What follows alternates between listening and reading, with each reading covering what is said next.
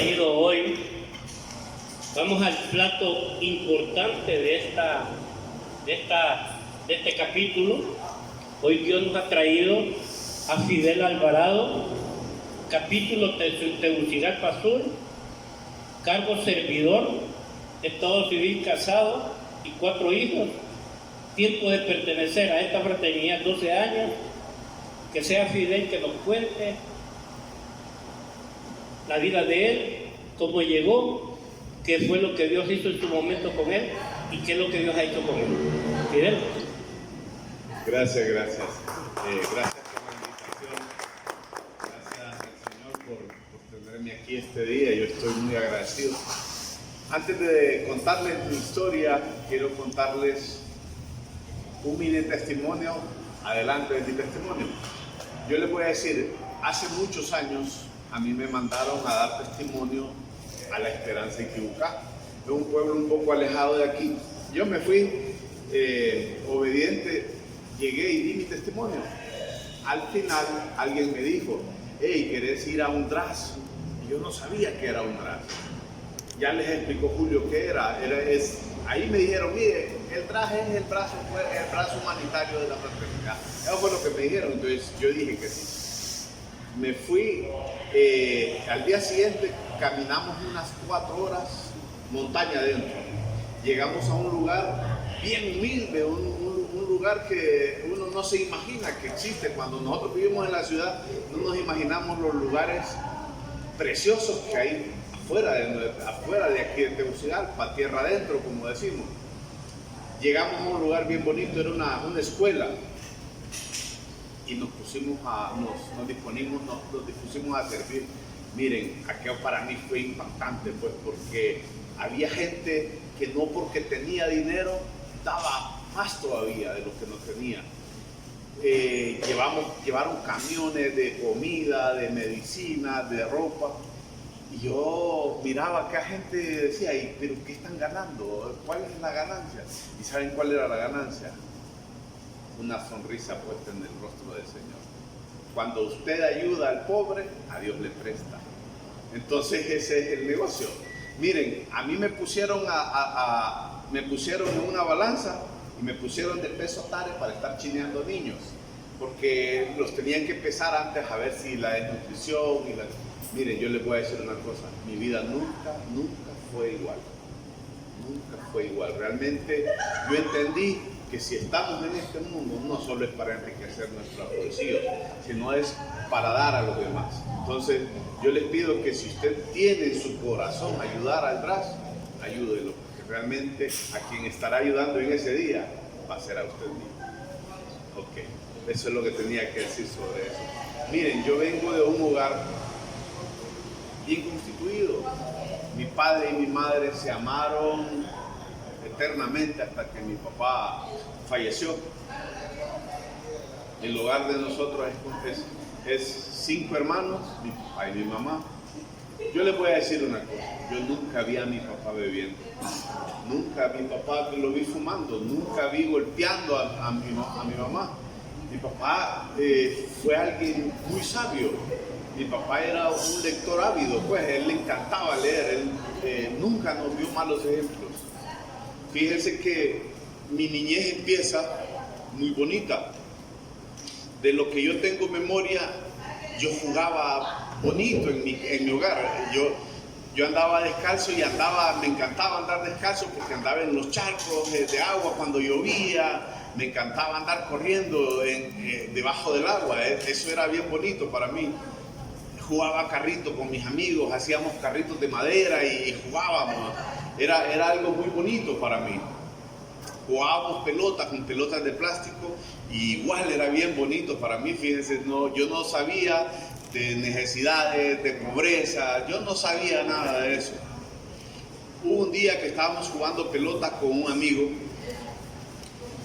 y yo tiro el pelotazo y la pelota agarra a un ladito y va a pegar contra un carro. Era una pelota de plástico, en aquellos tiempos valía 50 o 60 centavos. Era una pelota que no hacía daño a nada. Pegó en el carro, aquel señor frenó de un solo y bajó el vidrio del carro, un carro lujoso, y empezó a decirle unas groserías bien feas. me empezó a decir, imagínense a un niño pequeño, decirle que yo era una basura y que jamás iba a salir de ese basurero donde yo vivía. Y me dijo un montón de palabras que no las voy a repetir. Miren, aquello se me grabó en el corazón. Fíjense que ese mismo día yo llegué a mi casa y vi que era la casa más pobre de mi barrio. Vi que si realmente yo andaba descalzo no era porque me gustaba, sino porque mi papá no había podido comprarme zapatos en ese mes y me había tocado andar descalzo. Vi que mis carritos eran diferentes a los demás porque mis carritos eran hechos de madera con clavos y chapas y mis otros amigos andaban con carritos bonitos. Eso empezó a calarme en mi mente y empecé a sentir de que realmente aquel señor que me había dicho que yo era una basura y que no valía nada, empecé a creerle, fíjense. Empecé a entender de que la vida era así, cuanto tenías valías, si no tenías no valías nada. Aquello se me fue sembrando en el corazón, me empecé a sentir menos que los demás. Lo malo que yo aprendí en mi niñez y en mi vida no lo aprendí en mi hogar, lo aprendí en la calle. Fíjense que yo empecé a ser el mandadero de las demás personas, de los vecinos. Yo era el que lavaba los perros, yo era el que hacía los mandados. ¿Se acuerdan ustedes de las Coca-Cola de vidrio, las grandotas de 1 litro, que decían uno que grandotas antes, ahora hay de 2 y 3 litros? Pues entonces eran de vidrio y ningún padre quería que su hijo fuera a comprar frescos a la pulpería con esas botellas de vidrio, porque si se quebraba y se caía ese bote, se cortaba. Entonces era a mí quien mandaban, imagínense ustedes. Desde muy temprana edad a mí me gustó más el dinero que cualquier otro consejo. Me fui a jalar bultos en el mayoreo, yo jalaba bultos en el mayoreo, andaba varias bolsas jalando bultos y yo decía que cuando yo tuviera dinero ya iba a dejar de ser un don nadie, alguien que no valía, porque eso es lo que a mí me habían enseñado. Cuánto tienes, cuánto vales, eso es lo que en la mente se me había metido. Dejé de escuchar los buenos consejos de mi padre, dejé de escuchar el buen cariño que tenía mi madre para mí. Miren, una cuestión me llevó a otra y llegué a un lado donde me empezaron a enseñar cerrajería. No me gustaba mucho, yo no era bueno para eso, realmente yo quería aprender otra cosa. Después de aprender un poquito, fui a buscar trabajo de cerrajería y llegué a una joyería. Cuando yo entro a un taller de joyería, yo veo las herramientitas chiquitas, veo tenazas pequeñas, me encantó aquello. Yo les voy a ser sincero, que cuando yo vi por primera vez un taller de joyería, yo sentí que yo tenía que estar ahí sentado aprendiendo joyería. Yo sentí que ese era el oficio que yo quería. Donde yo trabajaba era en Comayagüela, abajito del Chiverito. Yo entré de cerrajero y me convirtieron en el mandadero, en el lavador, en todo lo que tenía que hacer. Imagínense que yo lavaba todos los días la acera, y la acera de cerca del Chiverito, ustedes saben lo que tenían, no lo voy a repetir porque están comiendo, pero yo lavaba suciedad, realmente. Entonces, miren, cuando yo empecé a ver cómo trabajaban, a mí no me dejaban tocar las mesas. La mesa de un joyero dicen que es sagrada porque ahí hay mucho oro, ahí hay cosas valiosas, entonces yo solo quedaba viendo. Y así pasó unos días hasta que el joyero un lunes no llegó. El joyero bebía bastante, el lunes no pudo llegar. Llegó un señor a pedir un anillo que quería que se lo hicieran ese mismo día. Y yo empecé a decirle que yo podía hacérselo a la señora. Y un cipote, pues, yo no tenía ni los 13 años. Empecé a decirle que yo podía. Miren, acá la señora se enojó tanto que por pura rabia dijo, bueno, lo voy a poner a hacerlo, pero si no lo hace, yo lo corro. Miren, fíjense que ese día yo a las 5 de la tarde tenía terminado ese anillo, imagínense, sin antes haber tocado la herramienta. Llegué a mi mamá y le conté, y ella me contó algo bien curioso. Me dijo que mi abuelo, que había muerto hace 20 años, antes de que yo naciera, él era joyero. Imagínense ustedes, yo realmente me azoré porque no fue nadie más que el Espíritu Santo de Dios ya cubriéndome mi vida. Miren, yo estuve ahí un tiempo, después creyendo que ella podía, salí a buscar trabajo de joyero, después de unos meses de estar ahí. Anduve por todo el centro de Tegucigalpa y nadie me daba trabajo. Nadie me daba trabajo. Entonces, hasta que llegué a un lado donde un señor bajito ya de edad me dijo, lo voy a probar, véngase. Estuvimos ahí un día. Ya cuando terminé de la tarea que él me puso, me dijo, venga, me dice, mire, yo a usted no le puedo dar trabajo. Usted no sabe nada. Cuando me dice eso, yo bien triste, le dije, bueno, ya me tocó seguir rodando. Pero cuando yo iba dándome la vuelta, me dice, yo no le puedo dar trabajo, pero sí le puedo enseñar, me dice. Cuando me dijo eso aquel hombre, yo me alegré, pues, porque yo andaba buscando a alguien que me enseñara. Miren, ya la mano de Dios en mi vida. Yo había caído en la joyería de un señor una joyería grandísima de aquí de Honduras, lo había traído de Nicaragua para que le enseñara a sus joyeros de ahí, a sus muchachos del taller de ellos. Y aquel señor se quedó y se casó y hizo su negocio y aquí vivió el resto de su vida. Entonces, yo empecé a aprender con ese buen maestro, estuve un par de años, a los 15 años ya estaba yo, ya trabajaba bonito, ya hacía cositas. Aquel señor me daba ciertas cosas entre más difíciles, hacer cadenas, hacer anillos, pero me reclutan en ese tiempo, y mi mamá no pudo demostrar que yo era un menor de edad a tiempo. Entonces estuve los tres meses ahí, en los 3 meses de reclutamiento, hasta que llegó mi mamá con la partida de nacimiento y bueno, me lograron sacar. La cuestión es que cuando yo llego a donde mi maestro otra vez, él me dice que ya no me puede dar trabajo, porque nadie le había avisado que yo estaba reclutado, entonces que él había contratado a otra persona en mi lugar. Yo me puse bien triste, pero él me dijo, aquel señor me tenía mucho cariño, me tiene mucho cariño, me dijo, mi amigo, yo ya no te puedo dar trabajo, pero no te preocupes, donde tú vayas vas a encontrar, solo dile quién te enseñó. Y miren qué palabra más seria de aquel señor. A la vuelta de la esquina yo fui a una joyería y le dije quién me había enseñado y ahí me quedé. Ese mismo día empecé a subir de sueldo, empecé a subir de categoría, de mano de obra, pero también empecé a subir de prepotencia, de falta de humildad, de falta de respeto. Yo empecé a convertirme en un malcriado. Eso fue lo que me ha pasado. Miren, yo les voy a decir una cosa, que a los 16 años yo estoy trabajando en una joyería donde un amigo me dice, te voy a invitar a un almuerzo. Me trajo a un lugar como este.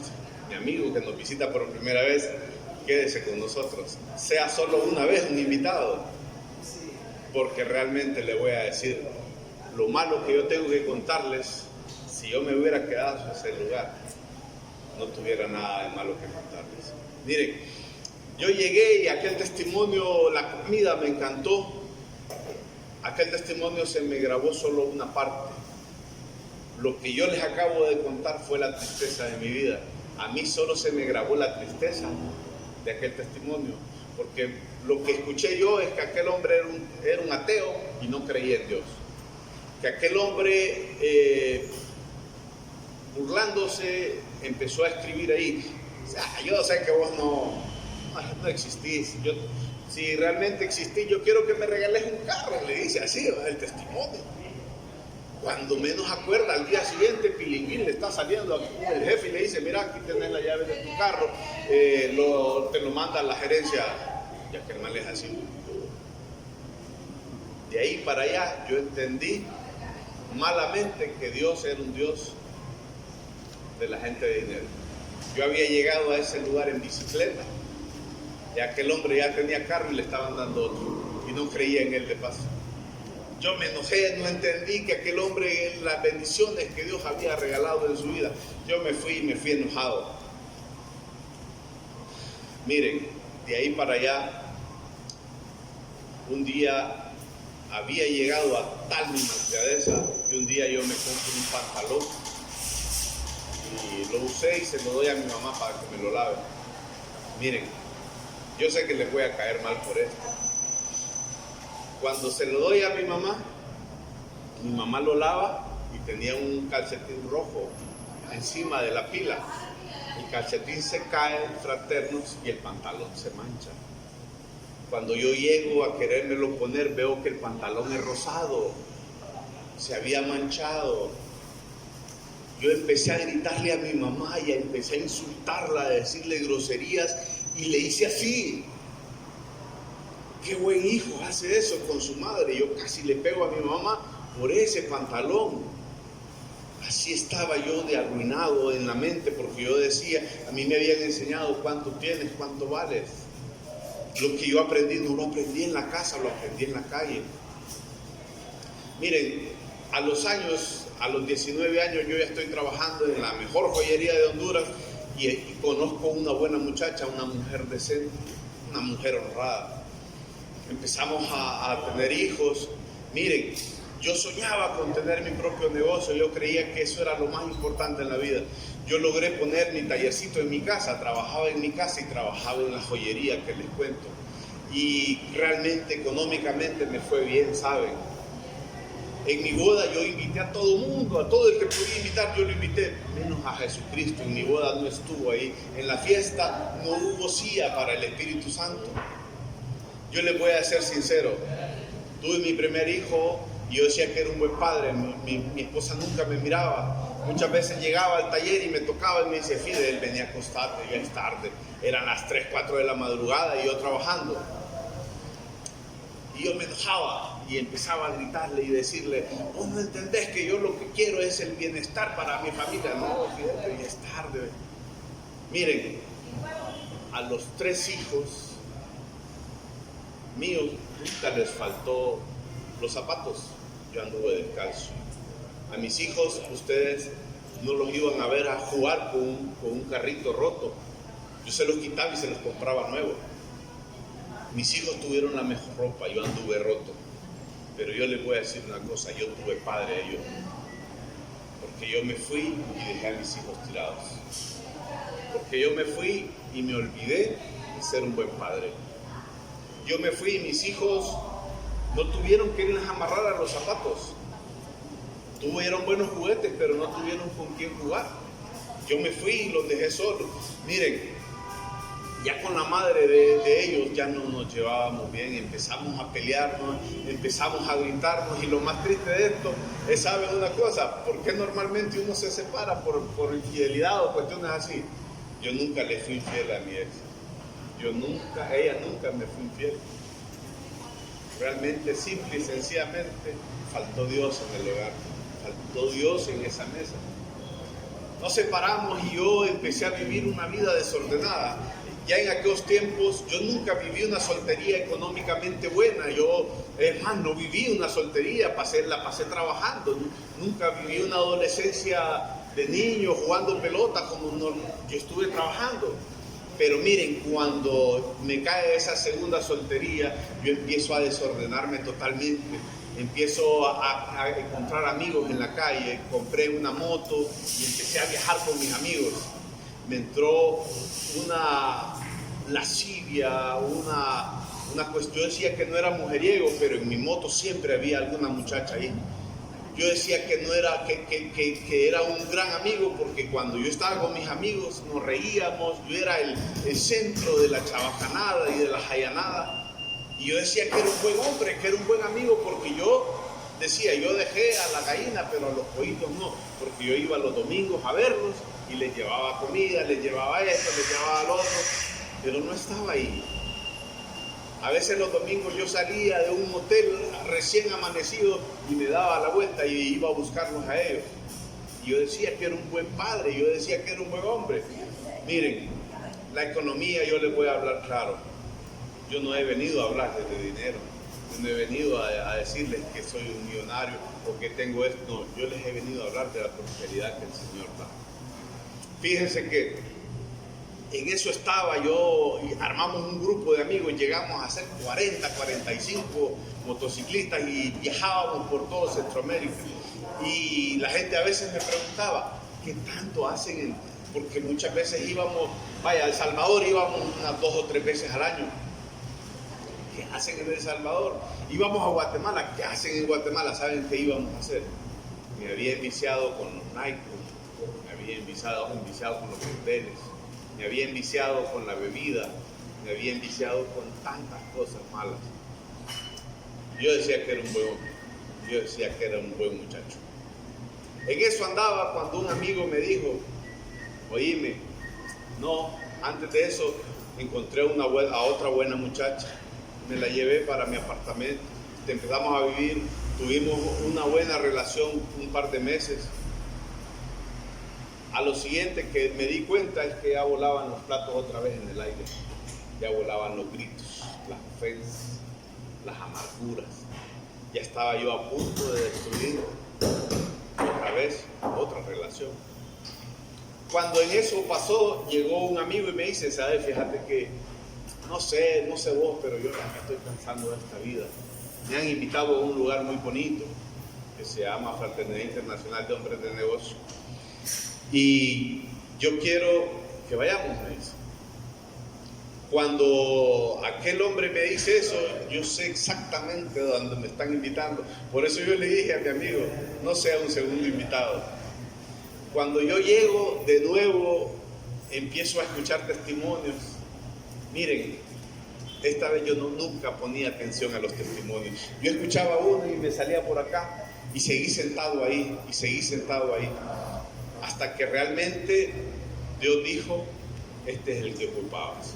Se vino a parar un testimonio aquí en mi fraterno, con un pantaloncito desgastado, con una camisita que realmente parecía transparente ya. Y yo empecé a pensar, ¿qué me va a enseñar este hombre a mí? Desde el principio, de primas a primeras, yo lo miraba simple y sencillamente como un hombre miserable. Pero aquel hombre empezó a contar y empezó a decir, miren fraternos, yo hoy no tenía pistos para el bus.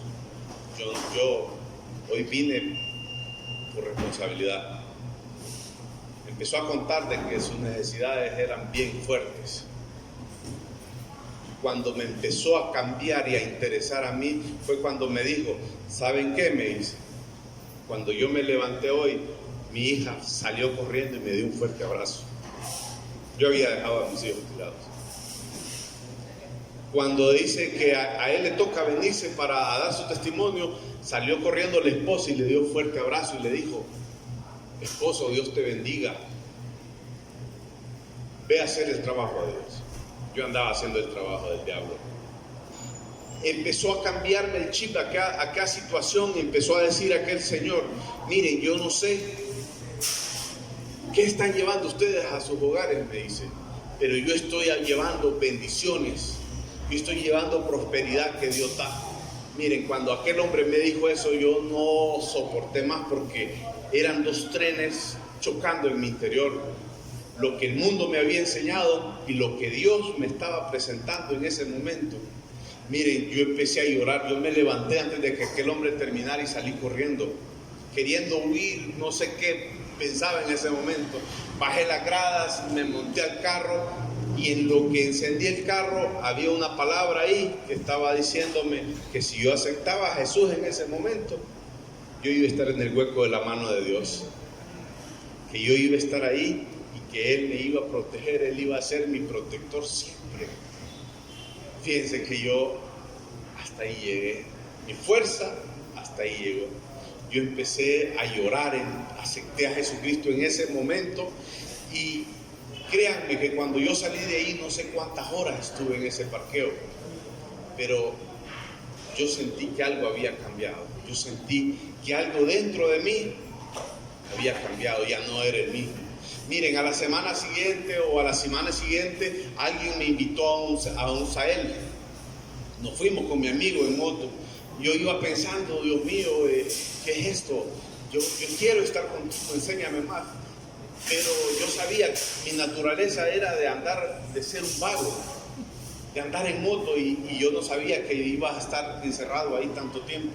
Cuando yo llego, Israel empieza, yo empiezo a hacer lo mismo, a burlarme, a ver de menos a la gente, pero llega un fraterno y me pone el brazo, la mano acá y me dice, fraterno, yo quiero orar por usted. Era un señor bajito, peloncito, que si ustedes lo ven, es bien bajito. Yo le había estado poniendo apodos unos minutos antes. Aquel hombre empezó a orar por mí.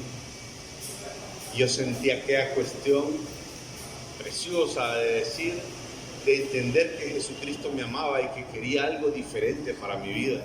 Aquel hombre empezó a orar por mí y me dice, Dios quiere que en este momento tú le entregues todo. Y yo le digo, yo le entrego todo. Y él me dijo, las mismas palabras que yo escuché en mi carro, me las dijo él.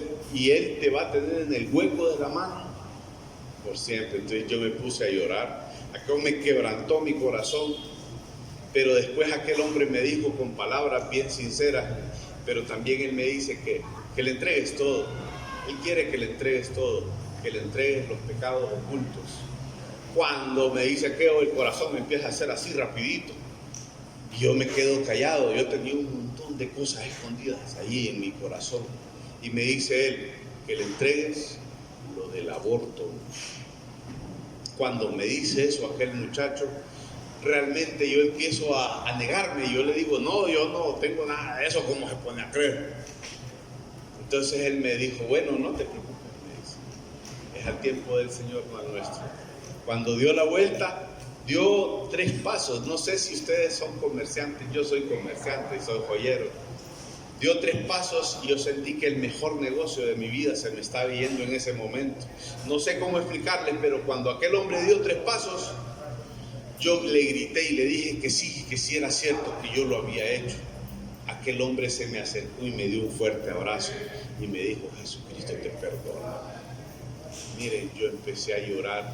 Cuando menos acordé estaba tirado en el suelo. Yo había hecho ese daño, yo había cometido ese pecado. Muchas veces creemos que lo que está oculto nadie lo va a saber y que eso quedó escondidito. Miren, solo el doctor, la muchacha y yo sabíamos, creía yo. Miren, cuando yo me vine de Israel el domingo, yo estaba sentado, yo no me quería mover de ahí, yo quería seguir escuchando aquellas bendiciones. Salí de Israel, fui a dar testimonio a mi capítulo, y yo creo que nadie pudo escuchar ese testimonio porque yo estaba llorando, estaba tartamudeando, yo era tartamudo hasta ese momento. Yo empecé a llorar y se me salían los mocos y tartamudeaba, y aquellos hombres solo le hacían así, porque yo llegué a mi capítulo con un arito, con tatuajes en el cuerpo, vestido de negro, y estaban viendo a aquel muchacho tartamudo hablándoles del Señor. Miren, cuando terminó ese testimonio yo salí y yo sentí que una mochila gigantesca me la habían arrancado de la espalda. Miren, fue aquella cuestión preciosa. Yo les voy a decir una cosa. Ahora yo entiendo que Jesucristo no nos prometió una vida pacífica. No nos prometió el pináculo del mundo. Él nos prometió una cruz. Fíjense que yo entendí eso y empecé a buscar a mis hijos, a contarles lo que me había pasado. Empecé con mi pareja a hablarle de Dios. Y ella me decía, ¿a qué vas a ese lugar? No vayas a ese lugar a platicar con amigos, solo estás cambiando de amigos a amigos, me decía. Y yo empecé con estas papeletas que usted tiene ahí, porque yo no sabía ni siquiera orar. Imagínense que mi mamá es cristiana y yo no sabía cómo orar. Empecé a decir, Dios mío, yo quiero que mis hijos sientan y que ellas sientan lo que yo siento. Y empecé a pedirle a Dios esta papeleta. Cuando llega un día, mi señora me dice, ¿sabes qué? Alguien me invitó a un lugar como este. Y yo quiero ir a ver de qué se trata. Esa mujer ahora aceptó a Jesucristo y está de pelea en pelea, de lucha en lucha. Yo le voy a decir una cosa. Desde que nosotros estamos con Dios en mi hogar, usted no va a escuchar un grito. Tenemos diferencias, tenemos situaciones, pero Dios va adelante. Ahora yo tengo a Jesucristo en medio. Fíjense que con mis hijos, mi hijo mayor tenía un resentimiento tremendo, y yo lo entiendo. ¿Cómo no va a estar resentido el cipote si yo lo dejé tirado? Y yo empecé a pedirle a Dios por él. Miren, Mi hijo estaba estudiando y estaba en mi casa. El cuarto de él está enfrente del mío. Yo siempre le decía a los lunes, vamos a mi capítulo, y me decía que no. Él no creía en mí, él no creía en mi cambio. Él me decía que no, estaba resentido. Yo empecé a pedirle a Dios en esas papeletas. Yo le dije, yo nunca más te vuelvo a invitar, pero yo sé que vos me vas a pedir que yo te lleve a mi capítulo. Yo ya sabía en qué confiaba. Empecé a pedirle a Dios. Miren, cuando menos acordé, yo abro mi puerta un día de mi cuarto, ya iba bien cambiado para mi capítulo, y él abre la puerta de su cuarto que está enfrente y me dice, papi, hoy voy con usted, para la honra y la gloria de Dios. Mi hijo no se ha despegado de su capítulo, es un hombre que aceptó a Jesucristo, y ahí está, bregando con esta situación de vida, pero él, yo sé que está en las manos del Señor. Miren, fuimos a un Sahel con este cipote. Yo le voy a decir una cosa, nosotros no sabemos los daños que le causamos a nuestros hijos con nuestra ausencia. Muchas veces nosotros creemos que andamos bien porque trabajamos, porque somos proveedores. Miren, cuando fuimos a ese Sahel con mi hijo, hay una charla bien bonita que se llama el perdón. Miren, aquel muchacho, estábamos así y se fue acercando a mí por pasitos, así tímidamente se acercó a mí. Cuando menos acordé, aquel cipote se dio la vuelta y me abrazó y no me quería soltar, y aquel cipote llorando, y le digo yo, perdóname, hijo. No, papá, me dice, perdóneme usted a mí, me dice, porque yo lo odiaba, yo tenía un rencor tremendo con usted. Yo lo miraba a usted y yo miraba cómo era de buena gente, y yo quería que usted estuviera conmigo, pero usted no estaba conmigo. Aquel cipote lloró, yo le pedí perdón, él me pidió perdón y nos abrazamos. Al final de esto yo les voy a decir una cosa, yo tengo una relación con mi hijo, no de padre a hijo, sino que de amigo a amigo. Yo les voy a decir, con mis hijas, él abrió un capítulo, él vive en Valle de Ángeles, abrió un capítulo, ahora sus hermanas, sus primos y sus amigos están en ese capítulo. Yo les voy a decir una cosa, yo hice un tremendo mal a esa mujer, a la madre de mis hijos. Un día Dios me puso en mi corazón ir a hablarle de Dios a ella. Fui y le hablé, le pedí disculpas, le pedí perdón por el daño que le había hecho. No sé si realmente en el corazón de ella me perdonó, pero yo pedí perdón. Yo les voy a decir una cosa, hoy por hoy yo no odio, no tengo rencor en contra de nadie, y eso solo Dios lo hace, porque yo era una bolsa de rencores y de odios en mi corazón. Fíjense que no fue fácil, la vida de nosotros no es fácil. Miren que yo con mi padre hicimos una gran amistad después de eso. Yo les voy a contar una cosa, aquel testimonio que hizo cambiar mi parecer en mí era mi padre. Mi padre había dado todo por nosotros. Mi padre no compraba un pantalón para él, por comprárnoslo a nosotros. Miren, nos hicimos grandes amigos con mi papá. Fíjense que mi mamá se enojaba porque pasábamos, yo llegaba a la casa y me metía yo solo al cuarto de mi papá, y pasábamos horas tras horas hablando de mi papá, hablando de la Biblia, hablando de libros, hablando de todo lo que nos inventábamos, cualquier plática para estar con él.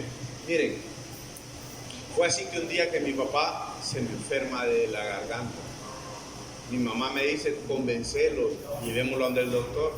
Mi papá no podía tragar, no podía comer. Mire, yo me lo llevo al hospital, llamo a un amigo que es doctor y me dice, mira, yo ocupo 3 exámenes, una biopsia, una endoscopía y una tomografía. Cuando yo llevo a mi papá le hacemos los primeros 2 y me llama mi amigo a la casa de él, venite, me quiero platicar con vos. Cuando me llego yo a la casa, él me dice, sentate. Solo me estoy terminando de sentar cuando me dice, tu papá está muriendo. Cuando me dice eso aquel amigo, yo creí que alguna medicinita o algo así, mi papá iba a andar así. No, mi papá tenía un cáncer, en un 85% era un cáncer, era un cáncer de esófago que lo hacía que se le sellara y él no podía tragar, él no podía comer. Y él me empezó a decir, mira, me dice, está creciendo rápidamente me dije, lo más posible es que tu papá no te dure un mes, porque mueren de hambre, mueren de inanición, no por el cáncer en sí, sino por inanición y por sed. Óigame, cuando aquel me dice eso, yo digo, pucha, yo no sabía qué hacer, pues. Miren, me dice, para hacerle la biopsia y estar en un 100%, me dice, el tumor ahí está, me dice, y está creciendo. Por eso tu papá ahora toma agua y no le pasa de acá, él vomita. Entonces tengo que hacerle la biopsia, me dice, pero tienes que hablar con él. Yo llego a donde mi papá, mis hermanos no quisieron nada de eso, mis hermanos estaban quebrantados. Yo llego a donde mi papá y le digo, y mi papá era un hombre de Dios, me dice, no, mi hijo, me dice, déjame decir.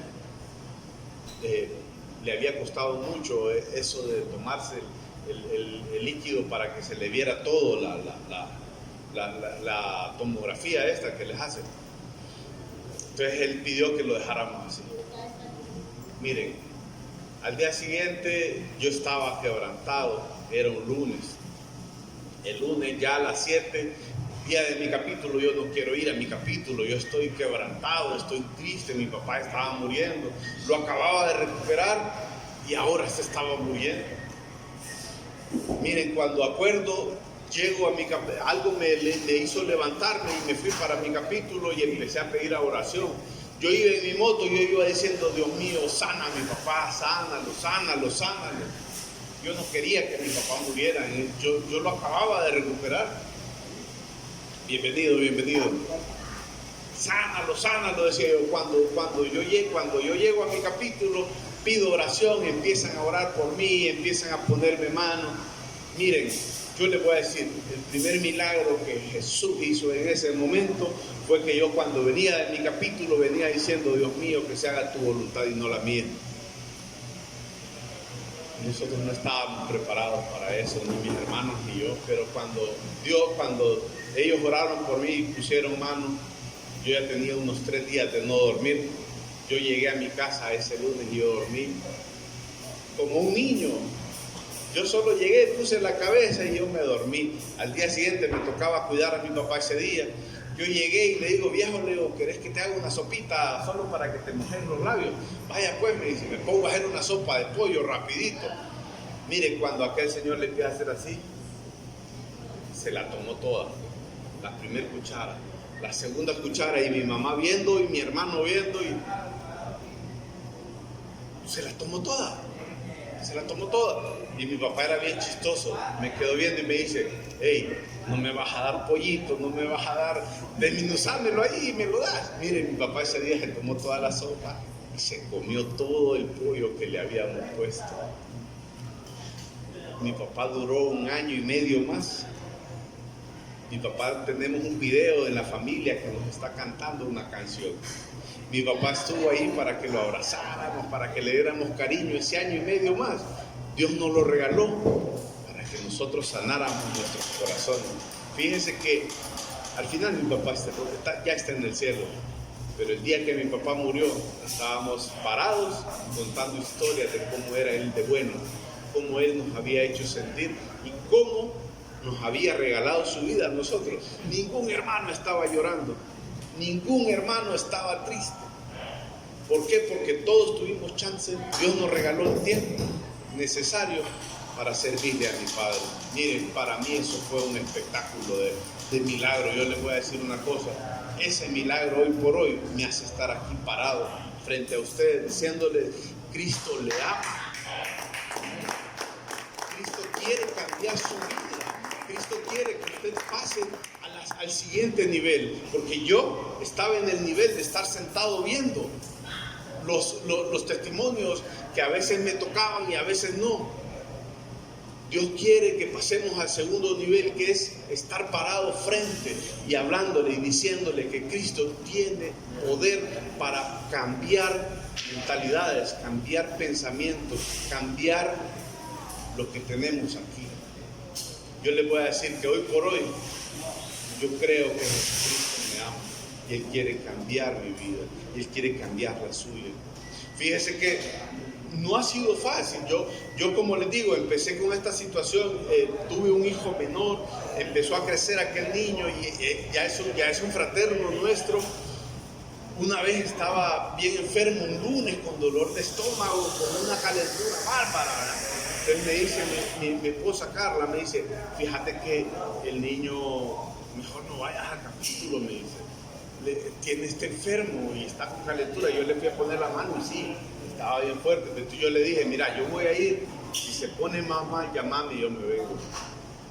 Miren, yo me fui y pedí oración ahí, ¿verdad? Entonces, cuando oraron por mí, el testimonio me dijo, yo voy a orar por vos, no voy a orar por tu hijo. Quien va a orar por tu hijo vas a ser vos, porque vos sos el sacerdote de tu hogar. Miren, aquel hombre oró por mí, yo llegué. Miren, fraterno, yo no he venido a venderles una mentira a ustedes. Yo he venido a decirles que Dios tiene poder. Mire, yo empecé a orar y le puse la mano en la pancita a mi hijo. Empecé a orar. Y yo sentí bien caliente el estómago de aquel niño. Empecé a orar y conforme iba orando, yo sentí que su estomaguito se ponía más heladito, más heladito. Cuando yo terminé de orar, aquel cipote se despertó y me dije, papi, ya veniste, me dice. Y se levantó a jugar, a molestar. Mi hijo fue sanado en ese momento. Imagínense usted, ahora él ya está grande y yo escucho una canción que dice, Padre, quiero ser como tú porque él quiere ser como yo. Este muchacho nunca me vio fumando, nunca me vio bebiendo, nunca me vio haciendo obscenidades o vulgaridades. ¿Saben por qué? Porque Jesucristo cambió mi vida. Él cambió mi vida de una manera tan espléndida solamente con una oración. Con una oración, y a esa oración yo ando viviéndole. Mire, cuando aquel testimonio bonito que escuché yo me dijo, iba a decir eso, yo me levanté y salí corriendo. Luego me monté al carro y también quise salir huyendo, pero igual Jesucristo me amarró con sus lazos de amor. Yo en ese parqueo fui liberado, en ese parqueo yo acepté a Jesucristo. Yo no sé cómo usted vino hoy, yo no sé si realmente mis palabras le funcionan, yo no sé si mi testimonio lo ha motivado a que usted verdaderamente cambie su vida, pero yo le quiero decir una cosa, Jesucristo le ama y esa es la única realidad que verdaderamente usted necesita. Yo no sé cómo está de su vida, yo no sé cómo están sus situaciones de vida hoy, pero yo le quiero decir que si usted hoy hiciera una pequeña oración, usted podría ser salvo, su familia podría ser salva.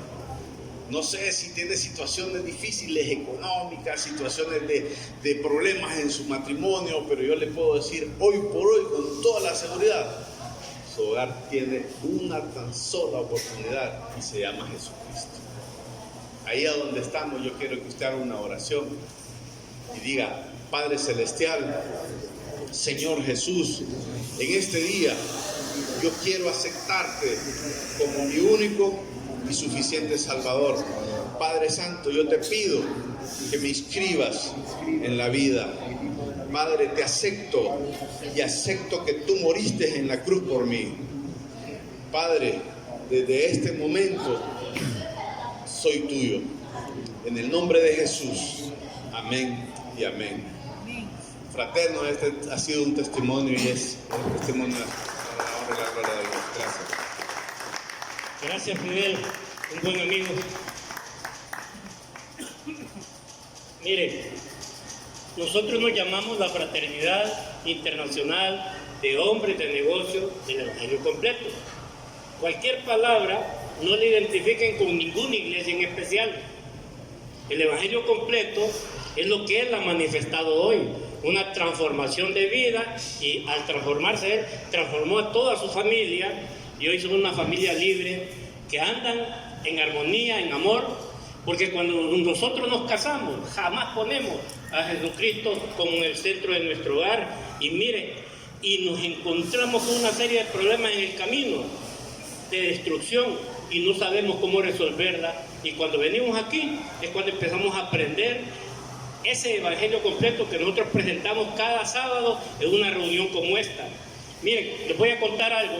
Yo sé que en Guatemala, el vicepresidente de Guatemala, el segundo en el poder, un hombre con un poder tremendo, con una economía de por vida, tenía todo resuelto en su vida, pero cada vez que iban a reuniones de protocolo del gobierno y todo, eventos donde él lo ensalzaban, cuando uno tiene, tanto vales, nada tienes, nada vale.